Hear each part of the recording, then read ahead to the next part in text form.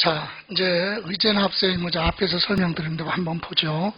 어떨 때 공부상 소유자, 공부상이라는 얘기는 등기가 됐으면 등기부 등본상에 기재된 사람, 등기가 안 된 건 건축물 관리대장이나 토지대장에 기재된 사람이죠. 그래서 공부상 소유자가 납세 의무자가 되는 경우는 세 가지. 첫 번째, 공부상 소유자가 매매 등의 사유로 소유권이 변동이 됐어요. 이미 팔았어요.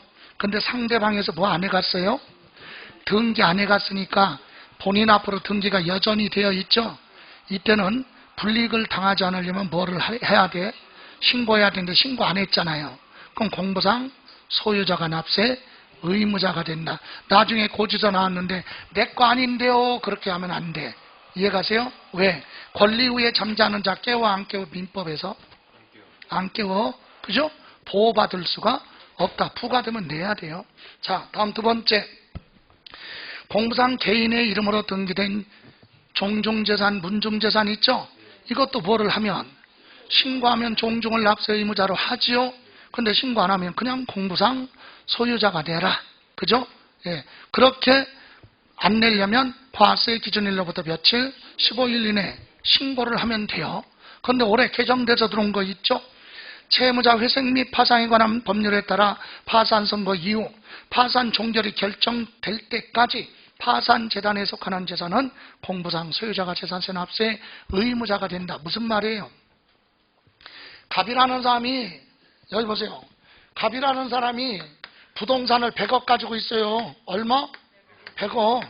그런데 파산 선고 받았어요. 왜 파산 선고 받아? 어떤 사람은 아니 재산이 이렇게 많은데 채무가 102억이야. 그러면 도저히 갚을 능력이 없어. 2억. 그럼 뭐야? 파산 신청해야 될 거 아니야. 그래서 파산 선고 받았어요. 그럼 이 재산은 파산 재단이라는 데로 귀속이 돼. 파산 선고 받은 사람의 재산은 여기서 관리해. 이해가세요? 그럼 여기서 관리해가지고 처분하죠? 돈 들어오죠? 그래 놓고 법에 따라 어떻게? 돈 받을 사람 뭐요? 그래 갖고 줄 세워놓고 돈을 주는데 다 줄 수가? 다 줄 것 같으면 파산 선고 안 했겠지. 부족하니까. 그죠? 다 줄 수가 없잖아. 비율만큼 줘야 될 거 아니야. 이해가세요? 그렇게 하는데 시간이 몇 년 걸려요. 그럼 그때까지 파산 재단에서 파산 결정이 돼서 결정 처리할 때까지 재산세는 내야 될 거 아니야. 매년. 이해가세요? 그러면 공부상에 누구 이름으로 돼 있어? 갑의 이름으로 등기를 했으니까 얘가 그냥 재산세 내야 돼요. 근데 봐요. 뭐 받았는데 어떤 사람은 아니 파산 선고 받았는데 어떻게 재산세? 괜찮아. 납세 의무자로 해놓죠. 예? 그러면 나중에 이거 뭐예요? 공매 처분할 거 아니야. 돈 들어오죠? 세금부터 빼가면 되잖아. 당해세가 먼저니까. 무슨 말인지 이해가요? 그러니까 얘가 내는 게 아니라 얘가 남겨둔 재산에서 세금부터 먼저 가져간다니까. 그럼 다른 채권자들이 돈 받을 때 조금 받겠죠. 무슨 말인지 이해가요? 그래서 공부상 소유자가 납세 의무자가 된다. 파산 종결이 될 때까지는 공부상 소유자가 재산세 납세 의무자가 된다. 다음 방가로 2번 상속재산의 주된 상속자 그랬죠? 여러분 주된 상속자는 뭐라고 그랬어요? 민법상 지분이 박스에 나왔죠? 가장 뭐한 자? 높은 자. 그죠? 가장 높은 자가 두 사람 이상일 때는 그 중에서 연장자 순으로 결정이 된다. 그럼 어떨 때 주된 상속자냐?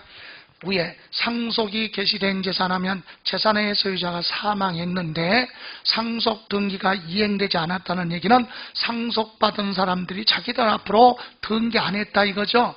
그러면 주된 상속자가 신고를 해야 되는데 신고 안 했어요. 그럼 누가 다 내? 주된 상속자가 내라. 그죠? 그런 불이익을 당하지 않으려면 과세 기준일로부터 15일 이내 신고하라. 다음 3번 납세 의무자 중에서 제일 많이 물어본 게 매수계약자예요. 제일 많이 물어봤죠? 요거 알고 가야 됩니다. 여기 보세요. 자, 매수계약자 무슨 말입니까? 만약에 경기도에서 소유하고 있는 이런 토지가 있어요. 그런데 이게 100억짜리야. 그런데 누가 갑이라는 사람이 경기도가 소유하고 있는 이 토지를 얘가 뭐하고 싶어? 매수 계약을 체결합니다. 얘는 이거 토지 사서 여기다가 빌딩 100층짜리 빌딩 지으려고 그래. 그래서 매매 계약을 체결했는데 100억이니까 대금을 일시에 지급하려니까 자금 사정이 여의치 않아서 무슨 계약? 연부 계약을 체결했어요. 연부. 돈을 한꺼번에 해주는 게 아니라 2년 이상 나눠서 주는 게 연부라고 그랬죠. 연부는 매년 금액이 똑같아야 돼요. 1년에 몇 번씩? 한 번씩. 처음부터 끝나는 기간이 몇 년 이상? 2년 이상. 이게 연부죠. 그래서 이 100억짜리를 만약에 5년 연부 계약을 했다고 그래봐요. 100억짜리를 5년 연부 계약했다는 얘기는 취득세를 5년 동안 나눠내는 거야. 결과적으로. 취득세. 얼마씩? 이 금액이 똑같아야 되니까. 그죠? 보세요. 자, 재산세 공부하기 때문에 그렸지만 취득세도 봐요. 연부취득은 이걸 뭐라고 그래? 연부금 총액. 매년 주는 요 금액을 뭐라고 그래? 연부금액. 그죠? 그럼 취득세는 언제 취득이죠? 연부취득은 사실상 연부금 무한한 날 지급하는, 이건 세금이 아니잖아. 납부가 아니라 지급하는 거, 매매 대금이니까. 사실상 연부금 지급하는 날 취득이죠. 예? 이날 취득이 이날로부터 며칠 이내? 60일 이내. 요거에 대한 취득세 신고납부. 또 1년 있다가 요거 줬죠. 그럼 요거 또 취득이지. 그날로부터 며칠? 60일 이내 신고납부. 결론은 연부취득은 사실상 연부금 지급하는 날 각각 뭐 한 걸로 본다. 취득한 걸로 본다. 근데 만약에 연부금 주기 전에 중도의 계약을 보하면 해지하면 취득한 걸로 보지 않는다. 그럼 이미 낸 취득세는 뭐한다? 환급을 받는다. 이해가세요? 그랬더니 이거 준 돈은 그럼 어떻게 합니까? 이거 주고서 여기서 계약을 보였어요. 해제했죠? 그럼 취득이 아니라 낸 취득세는 다시 뭐한다고? 환급. 그럼 이거는 세금이 아니라 매매대금이죠? 그건 너네들끼리 알아서. 세법에서 정리할 일이 아니야. 세금은 세금만 얘기하는 거야. 이해가세요? 아, 연보금 준 거 이거 누가 계약을 위반했는지 그건 너네들이 민법에 가서 따질 일이고, 세법은 취득한 걸로 보지 않는다. 이 얘기는 낸 세금이 있으면 환급해줘요. 이해가세요? 예. 그 다음에 만약에 여기서 2번 남았죠? 한 김에 2번 남았죠? 여기서 뭐 하면? 소유권 이전 등기 여기서 했다. 그럼 나머지 얼마? 40억은 등기한 날 뭐 한 걸로 본다? 취득한 걸로 본다. 이게 취득세예요. 이해가세요? 그럼 이제 재산세 계산합니다. 재산세. 자, 무슨 계약 체결했다고요 지금? 연부계약 체결했죠. 100억짜리를 몇 년? 5년. 그래서 이제 1년 있다가 줬어요. 취득세 내고 1년 있다 또 대금 줬어. 그럼 얼마 줬어요 지금? 100억 중에서 40억 줬죠. 꼭 얼마를 줘라 그런 건 없지만 거래 통념상 이때 경기도는 누구한테? 갑한테. 야, 대금이 아직 얼마 남았어? 60억 남았으니까 소유권 무슨 등기? 이전 등기 해줄 수는 없지만 네 땅이라고 생각하고 네 마음대로 사용해. 너 건물 짓고 싶다고? 건물 줘? 이렇게 사용권을 줬어요. 별도로 임대로 내지 마. 네 거라고 생각하고 건물 짓던가 네 마음대로 하라 이거지. 부동산이니까 도망가지 않잖아. 그죠? 그러니까 이거예요. 이걸 뭐라고 한다? 무상으로 보한다? 사용. 대금 결제가 아직 안 끝났으니까 얘 거 아니야. 그런데도 미리 받아서 사용하고 있죠. 대신 너는 뭐 내라? 재산세 내라. 그럼 둘 다 줬죠? 경기도에서는 왜 좋아? 자기 거니까 재산세 안 들어오잖아. 그럴 바에는 얘한테 먼저 뭐 하라고? 사용하라고 주고 재산세 받는 게 낫고, 얘는 대금 결제 아직 안 끝났지만 공사 같은 거 시작해서 먼저 사용할 수 있고, 그죠? 그 얘기야. 그래서 세 가지 요건. 국가 등이 소유한 재산을 두 번째 무슨 계약? 그냥 매매 안 돼. 연부계약. 그리고 세 번째 무상으로 사용한다는 얘기는 대금 결제 안 끝났는데 미리 사용한다 이거죠. 그럴 때는 매수계약자를 납세 의무자로 한다. 이해가십니까? 자, 수험생 99%가 틀릴 수 있는 지문. 여기 보세요. 경기도가 아니라 누가? 법인이 소유하고 있는 토지를 무슨 계약 체결하고? 연부계약 체결하고 무상 사용하면 누가 납세 의무자다? 법인이 납세 의무자야. 회사. 법인은 비과세가 아니죠? 지방자치단체에서 올 때 얘한테 세금 받으면 돼. 구태여 복잡하게 할 필요 없이. 근데 국가가 소유한 건 비과세니까 얘를 납세 의무자로 해야 세금 들어오죠. 근데 이건 법인이잖아.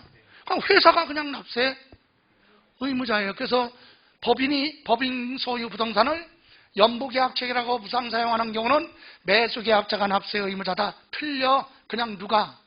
법인이. 그러니까 수험생 99%가 틀리는 지문이 그거야. 물어보지 않지만 그렇게 물어볼 수 있다. 그러니까 국가나 지방자치단체가 소유하고 있는 재산을 무슨 계약? 연부계약체계라고 무상 사용한다. 미리 사용한다. 그 얘기예요. 됐습니까? 다음 4번. 사업시행자. 그건 맨 끝에 줄만 보세요. 사업시행자가 채비지 보류지 받은 거 있죠? 이건 누가? 사업시행자가 그냥 재산세 내라. 소유자는 아니지만 사업시행자가 공사비 대가로 받은 거 채비지. 그죠? 공공용지를 남겨둔 거 보류지. 그건 누가? 사업시행자가 내라. 이 얘기입니다. 다음 5번. 요거 혼동될 수 있어요. 재산세, 과세 기준일 현재 소유권 귀속이 뭐라고요? 분명하지 않다. 여기서 분명하지 않은 게 밑에 사례가 있잖아요. 소유권에 다툼이 있어서 소송 중에 있어요. 그럼 아직 판결이 안 나왔으니까 갑한테 소유권이 있는지 을한테 있는지 모르잖아요. 그럴 때는 현재 그 물건을 뭐 하는 사람? 사용하는 사람, 세입자가 내라. 쉽게 얘기하면. 이해가세요? 또 공부상 소유자가 장기간 행방불명이 돼서 생사를 알 수가 없는 경우도 소유권 귀속이 불분명한 사유로 봐요. 그래서 누구를? 사용자를 납세 의무자로 한다. 이때 조금 더 들어가면 사용자는 소유자가 아니죠. 그럴 때는 시장군소는 사용자한테 미리 통지해 줘야 돼. 뭐라고? 당신이 사용하고 있는 재산에 소유권 귀속이 불분명한 사유에 해당이 돼서 당신을 뭘로 하겠다. 납세 의무자로 할 테니까 세금 낼 준비하라. 이렇게 사전에 통지하도록 되어 있어요. 이해가세요? 주로 이런 게 어떤 거냐면 공부상 소유자가 생사를 알 수 없다. 그게 뭐냐면 일제시대 때 주로 일본인 앞으로 등기된 거 있죠. 해방되면서 자기네 나라로 뭐 했어? 도망갔어. 그런데 등기부상에는 일본인 소유로 되어 있어요. 그런데 거기서 실제로 홍길동이가 농사짓고 오랫동안 살면서 농사짓고 있어. 그런 경우는 소유권 귀속이 불분명한 사유로 보는 거야. 그럼 홍길동이가 뭐 내야 돼? 재산세 내야 된다. 이해가십니까? 그러니까 어떤 분은 점유시효 그것치도 그런 거 생각하지 말고, 예? 아주 이제 민법을 하도 공부해갖고 이제 수험생들이요 사무실에서 이제 6월달, 7월달 되면 피곤해서 여기서 눈 감고 이제 문을 열어놓고 이렇게 있으면은요 막 법률 용어 섞으면서 대화하는 거야 수험생들이.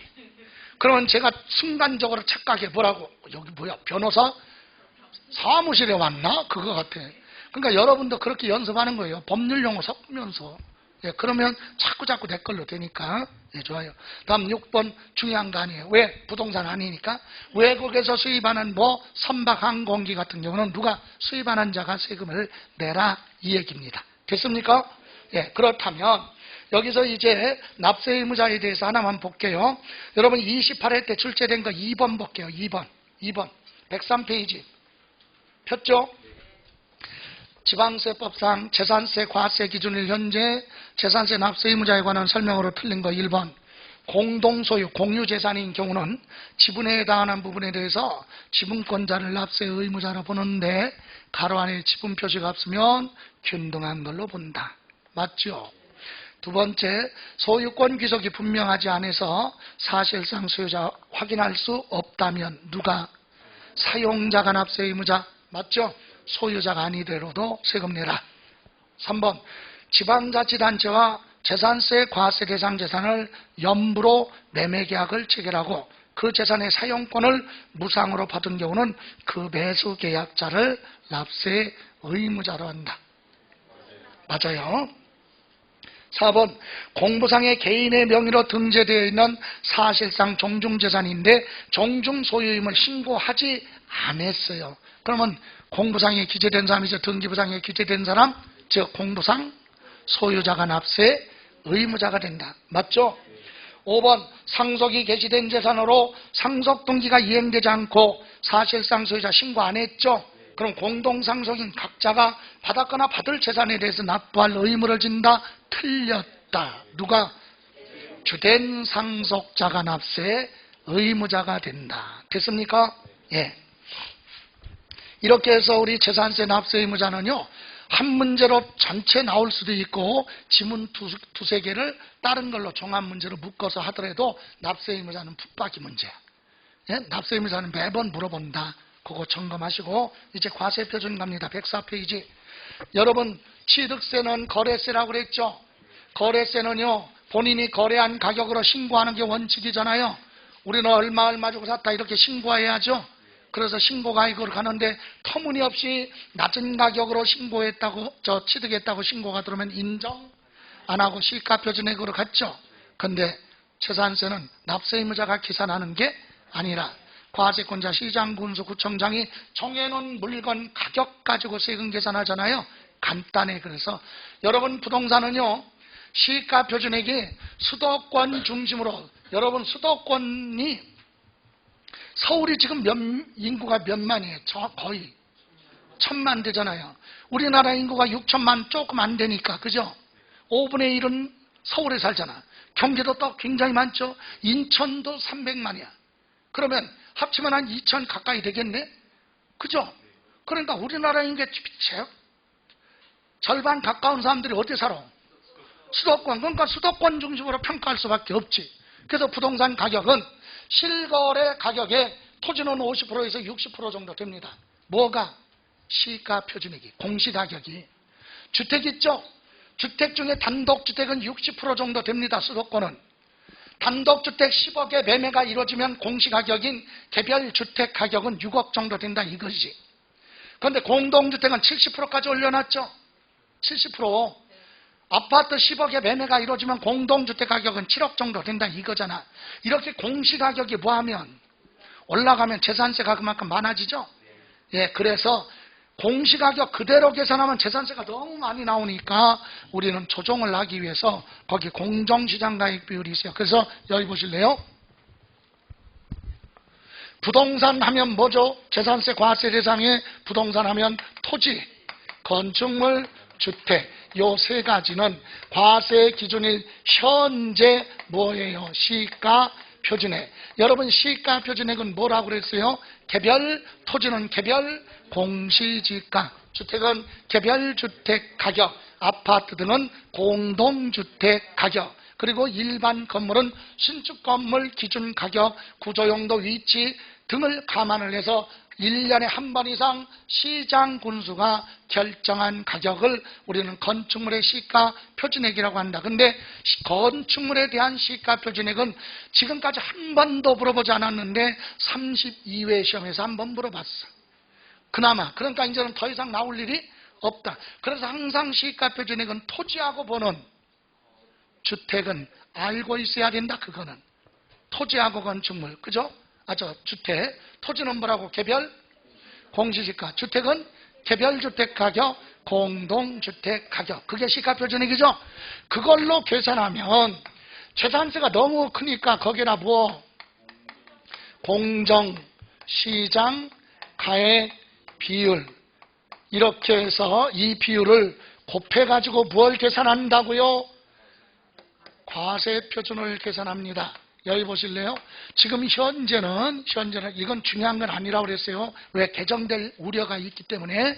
그래서 공정시장 가액 비율은 토지하고 건축물은 올해 70%로 작년하고 똑같아요. 그 다음에 주택은 60%로 되어 있다. 그럼 공정시장 가액 비율이 뭐냐? 여기 보세요. 이 시가표준액이 공시가격이 너무 많이 올라갔어. 그러면 재산세 너무 많이 나오죠? 그럴 때는 이 비율을 낮추면 될 거 아니야. 그래서 조정하겠죠. 또 최근에 요 시가표준의 개별공시지가, 개별주택가격, 공동주택가격이 너무 안 올라갔어. 그런데 재산세를 좀 많이 걷어야 되겠어. 그럴 때는 공정시장 가액비율을 높이면 되겠죠.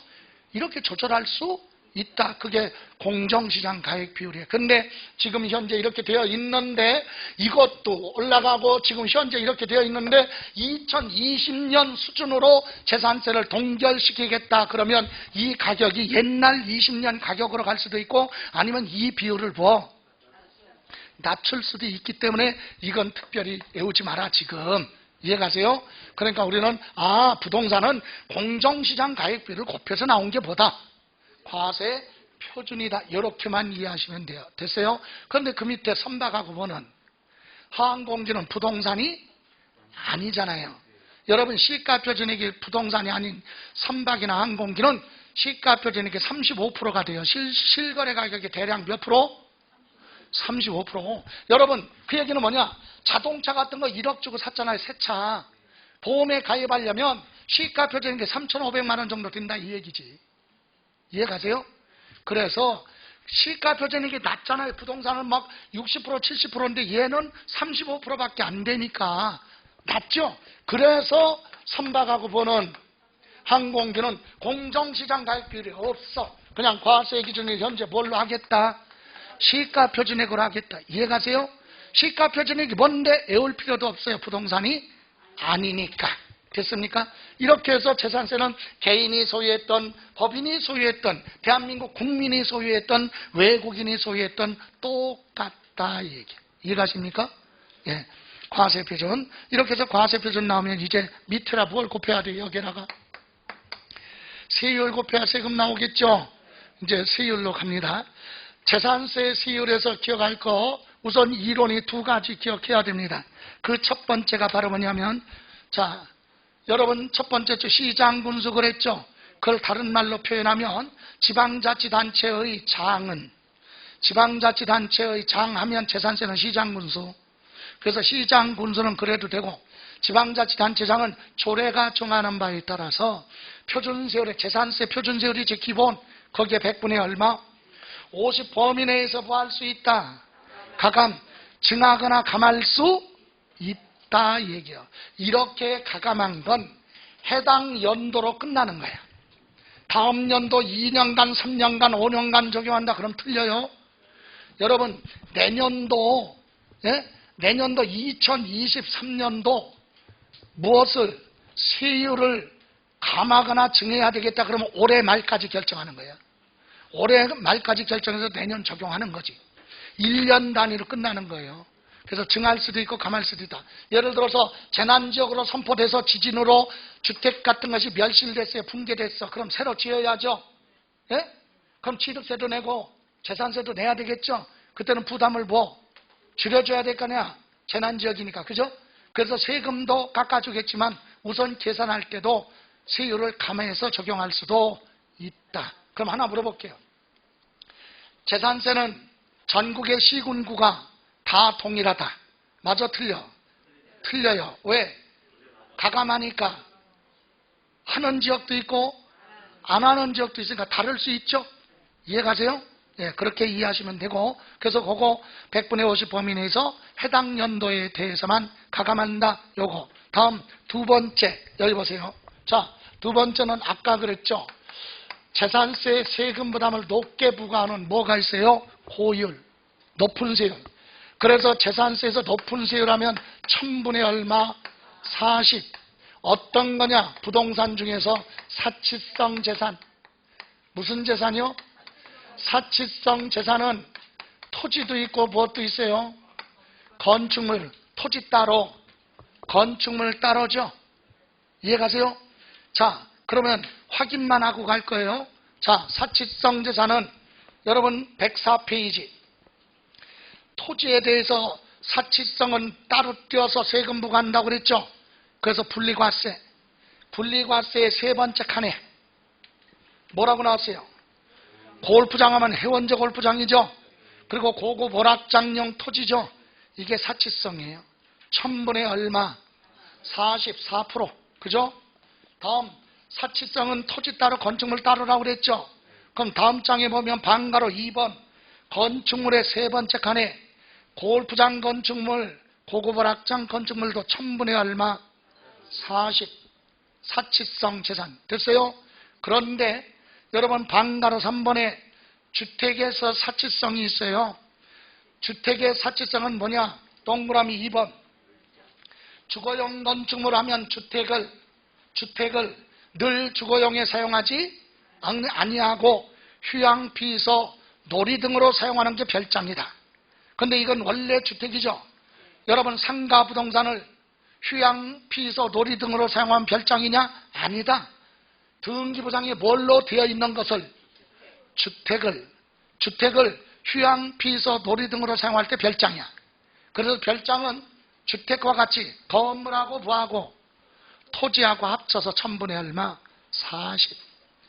아까 고급 오락장이나 사치성 해원제 골프장은 토지 따로 건축물 따로따로 계산했잖아요. 1000분의 40. 그런데 별장은 주택에서 별장이기 때문에 건물하고 토지하고 합쳐서 1000분의 얼마? 44%. 그죠? 보신님의 방가로 4번.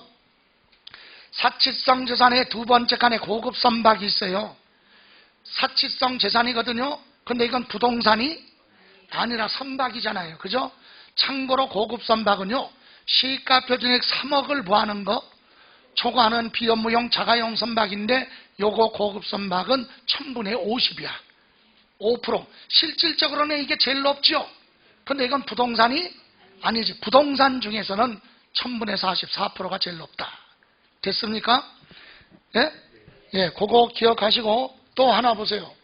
자, 고율 있으면 뭐가 있어야 돼? 저율. 서울대 입학하는 확률 1000분의 뭐? 0.7.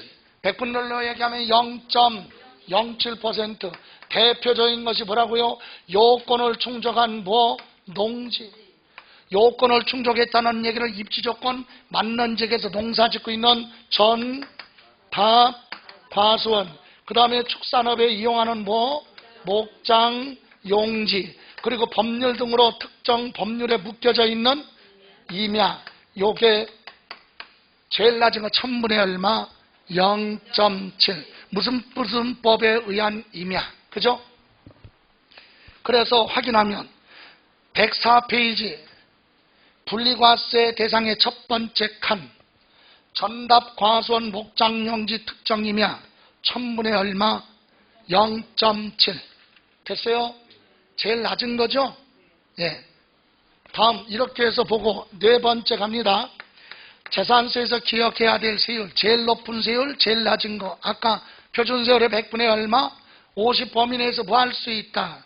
가감할 수 있다. 그게 세 번째죠. 네 번째는 뭐냐? 과밀억제권력. 한 장만 더 넘겨보시면 106페이지 맨 밑에 과밀억제권력이라고 나왔죠. 과밀억제권력, 이건 제목만. 과밀억제권력 안에다가 공장을 보였어요. 신설하거나 증설한 공장 뭐가 있으면, 예? 공장 뭐 토지 말고 건축물만이야.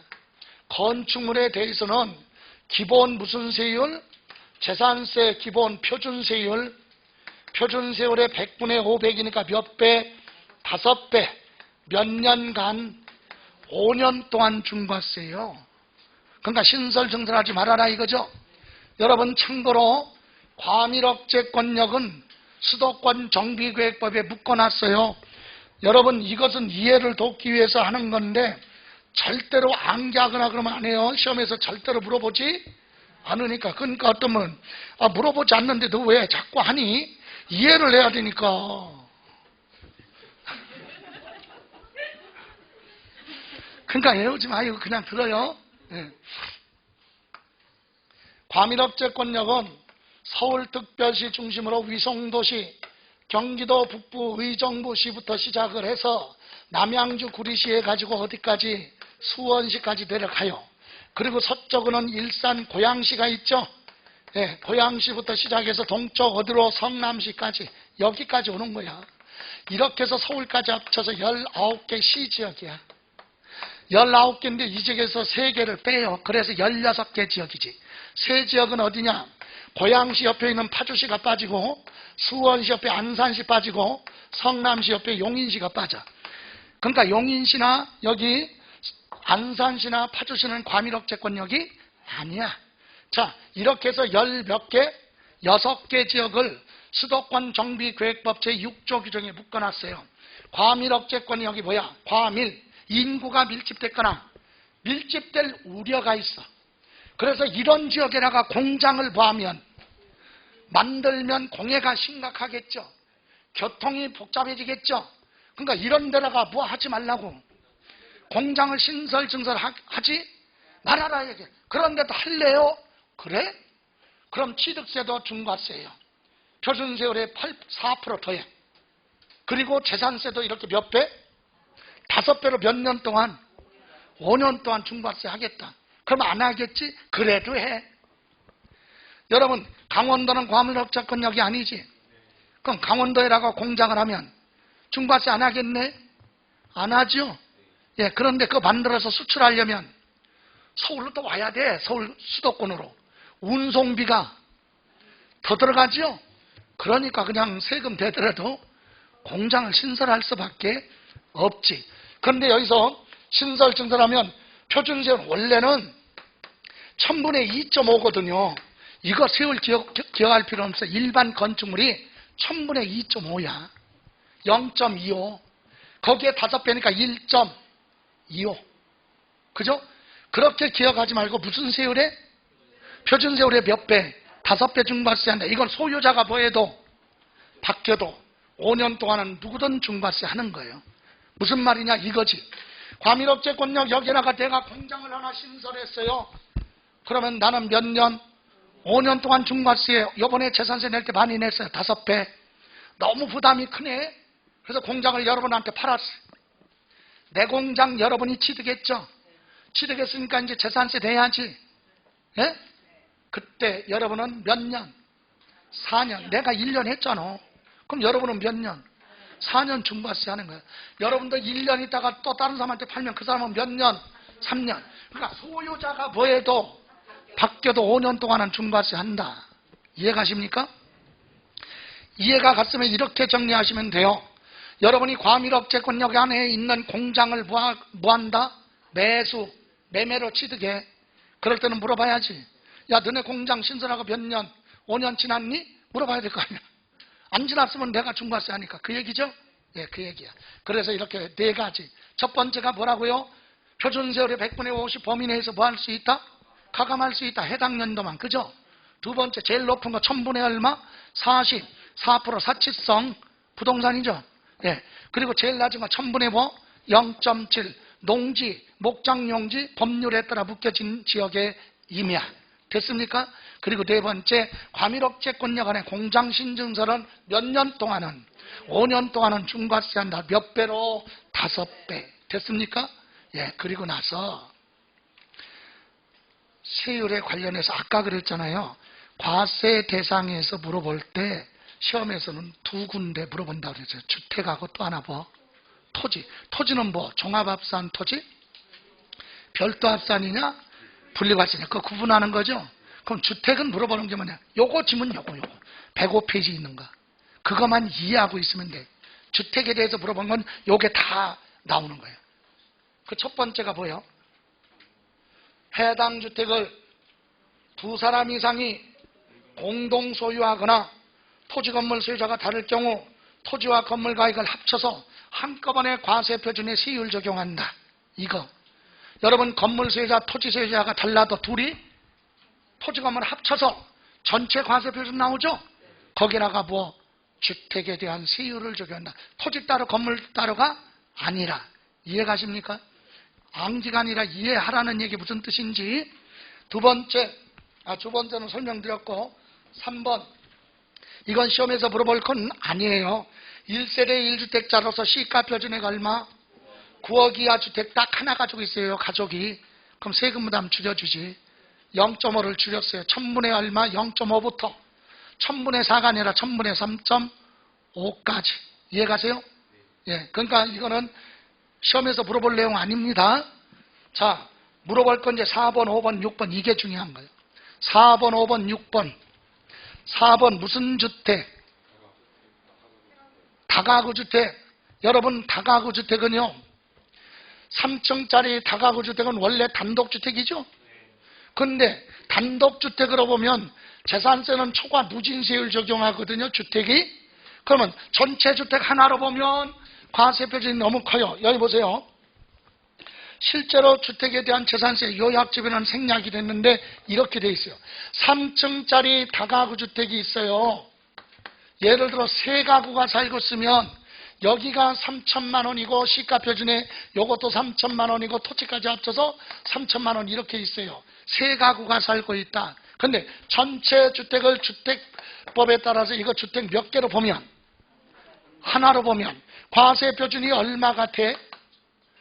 9천만 원이 되죠. 원래 재산세는 이렇게 돼 있어요. 6천만 원 뭐일 때? 이하일 때는 1000분의 얼마? 1. 6천만 원 초과 1억 5천만 원 이하일 때는 6만 원 더하기 6천만 원 뭐 하는 거?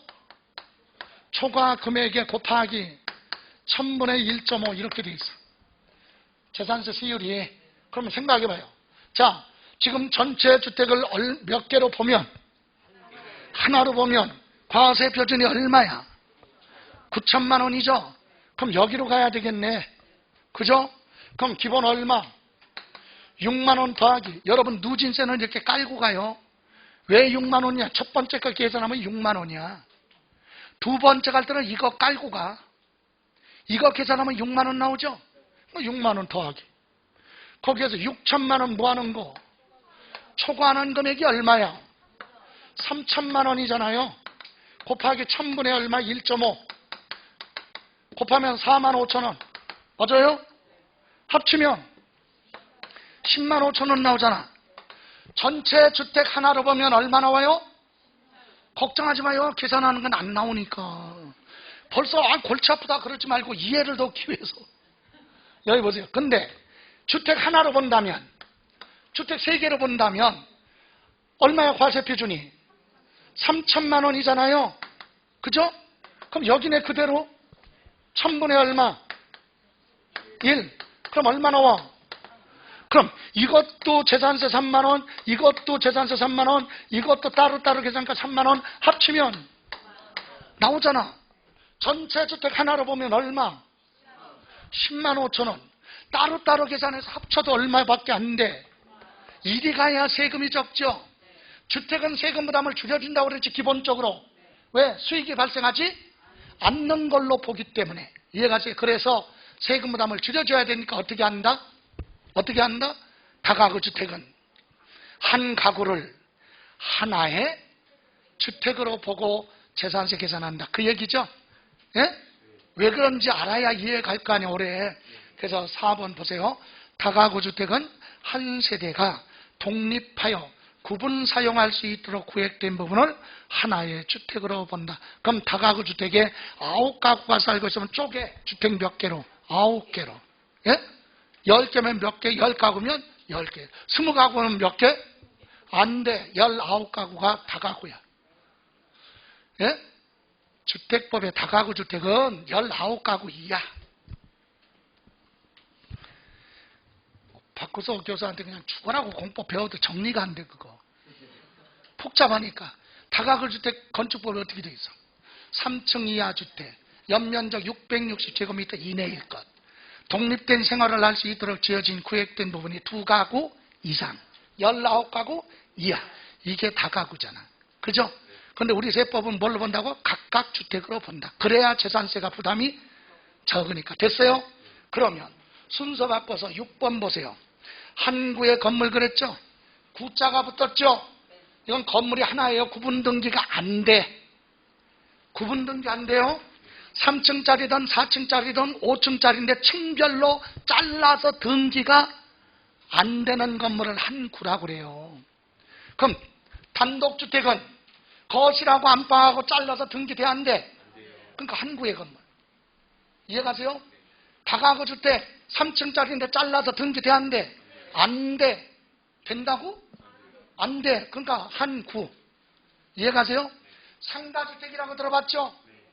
밑에는 1, 2층은 상가, 3, 4층은 주택으로 사용하는 거 상가주택. 그것도 잘라서 등기 안 돼. 그게 한구의 건물이. 이해가세요? 여러분 다가구주택은 상가주택은 우리는 시험에서는 상가주택이라고 안 하고 겸용주택이라고 그래요. 무슨 주택이요? 한구의 건물을 주거와 주거의 용도로 같이 사용하는 경우, 겸용하는 경우는 주택으로 가야 세금 부담이 적다고 그랬죠. 상가보다. 그래서 주택 면적이 전체 면적의 100분의 얼마? 50 초과 이상 같거나 뭐하면 크면 전부 다 뭘로 봐라? 주택으로 본다. 이해가세요? 50% 이상이면 전부 다 주택으로 보는 거예요. 이해가십니까? 여러분 상가주택은 허가 내줄 때 4층짜리 상가주택이다 그러면 주택으로는 허가가 안 나. 상업지역 등에 있으니까. 그래서 어떻게 하라고? 허가를 내줄 때 일부는 상가로 일부는 주택으로 같이 사용할 수 있도록 허가를 내줘요. 그래서 건축물 관리 대장에는 1층, 2층은 상가라고 안 하고 뭘로? 근린생활 이렇게 돼 있다니까. 용도가 근생이라고 하죠. 줄여서 근린생활. 그러니까 4층, 5층은 3층, 4층은 주택 이렇게 돼 있잖아. 이렇게 따로따로 사용할 수는 있지만 잘라서 등기는 안 된다. 그게 한구의 건물. 그래서 50% 이상이 보면 주택이면 전부 다 뭘로 본다? 주택으로 본다. 그런데 이 세법이라는 게 아주 웃긴다니까. 여러분 이거 다가구주택 뭐 할 때는 팔을 때는 뭐 생각해야 돼? 양도소득세. 양도소득세는 틀려요. 양도소득세에서 상가주택, 겸용주택은 아까 누가 얘기했잖아요. 50% 부할 때 초과해야 전부 주택이야. 같아도 안 돼. 양도소득세에서는 50% 주택 면적이 부할 때만 클 때만 전부 주택이니까 50% 부하라는 얘기야. 초과. 이해가죠? 그런데 재산세는 같거나 크면 그러니까 100분의 얼마 50 이상이고 양도소득세에서는 50%를 초과 이렇게 틀려요. 그러니까 헷갈리는 거지. 재산세에서는 같아도 전부 주택이에요. 그러니까 100분의 얼마 50 이상 이렇게 얘기하는 거고 양도소득세에서 주택은 겸용주택은 주택면적이 커야 돼. 그래서 100분의 50을 초과할 때 전부 주택이다 이렇게 나와요. 양도소득세는. 예? 근데 그렇게 얘기를 하면 그런가 보다 그럴 수는 있어요. 그죠? 근데 오랫동안 눈으로 보지 않으면 기억이 안 남아. 잠깐 203페이지 잠깐 보세요. 203페이지 폈어요. 예? 203페이지 양도소득세 동그라미 2번 주택의 판단. 기억 무슨 주택? 겸용주택. 하나의 건물이 주택과 주택 외 부분으로 복합되어 있는 경우와 주택에 딸린 토지 위에 주택 건물이 있는 경우는 주택 면적이 크면 전부 뭘로 봐? 그러니까 같아도 안 돼. 전부 다 주택 면적이 크면 비율로 얘기하면 50% 부할 때, 초과할 때. 이해가세요? 예, 재산세랑 틀리죠? 예, 다시 가요. 재산세. 그래서 50% 이상이면 전부 주택으로 본다. 다음 105페이지 다시 가서 이번에는 5번 봅니다. 동그라미 5번 한동의 건물이라고 들었죠? 여러분 건물 중에서 주변에 이렇게 일상적으로 이렇게 봤을 때 동자 붙는 건물이 있어요. 대표적으로 두 가지 찾아봐요. 동자 붙는 건물. 아파트 또 하나. 대표적으로 상가. 상가는 층별로 잘라서 등기되죠. 아파트도 세대별로 다 쪼개가지고 등기되죠. 건물은 하나지만. 101동 하면 건물 하나잖아. 근데 거기는 세대별로 쪼개서 등기되죠. 이렇게 구분 등기되는 건물을 뭐라고 그래? 동자 붙는 거예요. 한동. 민법에서 얘기하는 집합건물. 이해가세요? 일물일권주의의 예외. 그게 한동의 건물이다. 그죠? 그러면 이 한동의 건물 보세요. 한동의 건물이 주거와 주거 외 용도로 사용하고 있는 경우는 주거용 부분만 뭘로 본다? 주택으로 본다. 면적 계산 안 해요. 그냥 주거용으로 사용하는 부분만 주택으로 본다. 이게 무슨 건물이냐? 한동의 건물 그 앞에다가 생각이 안 나면 주상복합 이렇게 적어요. 주상복합 건물. 주상복합 건물은 밑에는 상가고 위에는 아파트잖아요. 아파트는 각각 주택이죠. 그러면 주택 부분은 주택에 대한 세율 적용하고 밑에는 상가에 대해서 구분 등기됐으니까 상가 세율 적용하잖아요. 그러니까 면적 크기 따질 필요가 없지. 크던 적던 주택 부분만 주택으로 본다. 됐습니까? 예, 이렇게 해서 요 4번, 5번, 6번 중에서 여러분이 혼동될 수 있는 건 6번인데 자주 물어보는 건 4번이에요. 다가구 주택은 한 가구를 하나에 뭘로 봐라? 주택으로 본다. 됐습니까? 예, 이렇게 주택에 대해서 물어볼 수 있다 이 얘기입니다. 자, 그러면 기출문제 하나 풀고 쉬죠. 106페이지 가서 1번만 볼 거예요. 1번만. 지방세법상 재산세 과세 표준 세율에 관한 설명 옳은 거 모두 옳은 것은 단 법령에 따라 재산세 경감 감면 고려하지 않는다. 기업 지방자치단체장은 조례가 정하는 바에 따라 표준세율의 100분의 50 범위 내에서 가감할 수 있다. 여기까지 맞죠? 이렇게 가감한 세율은 해당 연도로부터 앞으로 몇 년간? 3년간 틀렸죠. 거기서 단서에서 틀렸어요. 해당 연도로만 끝나는 거지 다음 연도까지 계속 2월 되는 거 아니다. 1년 단위로 결정해. 틀렸고 니은 법령이 정하는 고급 오락장용 토지의 표준세율은 사치성이죠.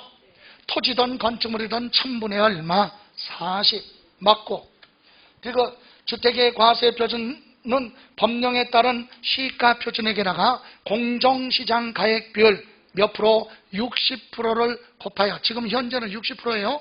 곱한 금액을 과세 표준으로 하겠다. 이해가십니까? 예, 이렇게 해서 올바른 건 몇 번?